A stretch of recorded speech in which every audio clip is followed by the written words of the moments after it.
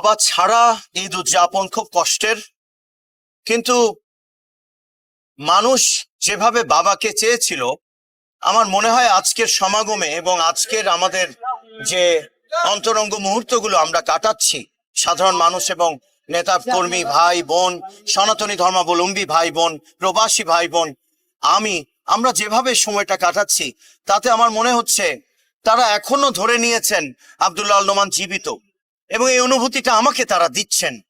অতএব আমি জানি তিনি নেই, আবার আমি এটাও জানি তিনি কোথাও যেন আছেন।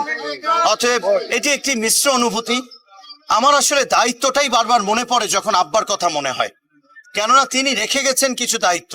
সে দায়িত্বগুলো পালন করতে পারলে আমার মনে হয় আমরা তো এইটা অবধারিত যে আমরাও চলে যাব, কোনোদিন সবাইকে চলে যেতে হবে, কিন্তু কাজগুলো যদি করে যাই তাহলে আগামী ঈদ উল ফিতর গুলোতে আমাদের মানুষগুলো একটু ভালো থাকবে এবং যাওয়ার আগে মানুষ বলবে কিছু কাজ তিনি তার বাবার মতো করে গেছেন।